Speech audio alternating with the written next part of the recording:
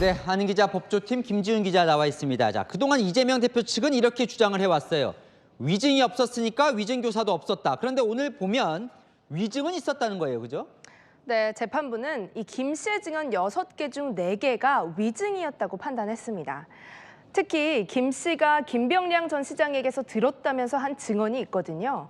이렇게 하면 이재명이 불리해지지 않겠냐, 그 문제를 협의 중이다라는 말들인데 재판부는 김 씨의 기억에 반대되는 증언이라고 봤습니다. 실제로 김 전 시장에게서 그런 이야기를 들은 적 없다고 법정에서 수차례 김 씨가 자백했다라는 점을 근거로 들었습니다. 또 이재명 대표가 김 씨에게 증언해달라고 부탁한 것도 맞다고 봤어요. 네, 이재명 대표와 김 씨 사이의 통화 녹취 파일이 이번 재판의 핵심 증거였거든요. 다시 한번 들어보시겠습니다. 그래서 혹시 내가 김 대표한테 도움을 좀 받을 수 있을까 싶어서 네, 너는 봐줄게. 그 이재명이가 한 걸로 하면 봐주자. 이런 방향으로 좀 정리를 그때 했던 걸로 내가 기억하고. 재판부가요, 이 통화를 언급하면서 이렇게 지적하기는 했습니다.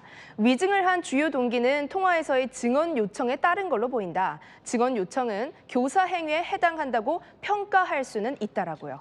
자, 그런데도 이 대표를 무죄로 본 이유가 있겠죠. 고의성이 없었다라는 게 그 이유였습니다. 김 씨가 위증을 하기는 했지만요. 이 전화로 부탁할 그 시점에서 이 대표 입장에서는 위증을 할지 예측할 수는 없었다. 이게 재판부 결론이거든요. 이 대표와 김 씨가 통화한 시점이 2018년 12월이고요.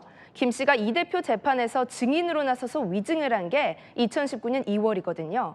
그런데 통화한 바로 그 시점에는 김 씨가 정말 증인으로 나설지 또 구체적으로 어떤 내용을 증언한다는 건지 정해지지는 않았다는 겁니다. 그럼 이게 이제 궁금해지는데 보면 증언 요청을 한 것도 맞아요. 위증이 있었던 것도 맞아요. 그러면 이 김 씨는 자발적으로 스스로 위증을 했다는 거예요. 그런 겁니까? 네, 결론만 보자면 그게 맞습니다. 이 대표가 구체적으로 어떤 거짓 증언을 해달라고 했는지 입증할 증거는 부족하다고 본 반면에요. 김 씨가 법정에서 한 말은 자신이 알거나 경험하지 않은 사실을 아는 것처럼 위증한 게 맞다고 봤습니다. 그러니까 요약을 하면요. 이 재판부는 이 대표의 증언 요청과 김 씨의 위증, 이 둘 사이의 인과관계를 인정하지 않은 겁니다. 근데 기억해 보면 1년 전에 이재명 대표 구속 심사 당시에 기각은 됐지만 그때 판사가 위증교사 혐의는 소명이 된다고 했었는데 또 판단이 좀 다르네요. 네, 이게 구속심사와 본 재판은 판사도 다르고 판단도 다를 수 있습니다.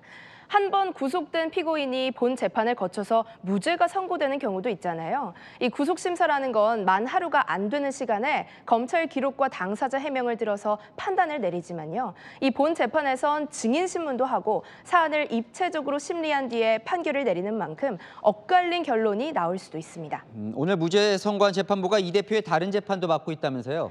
네, 이 대표의 위증교사 재판은요, 서울중앙지법 형사 33부가 맡았거든요. 이 재판부 이 대표의 대장동 재판도 맡고 있습니다. 오늘 무죄를 선고하기는 했지만요, 이 대장동 재판에서는 이 대표의 재판 불출석을 두고 재판받는 태도가 나쁘다고 지적한 적도 있습니다. 검찰은 이제 항소하겠다고 합니다. 2심이 치열하겠어요. 네, 오늘 재판 결과요. 이 위증한 사람은 있는데 위증을 시킨 사람은 없다. 이렇게 요약할 수 있거든요.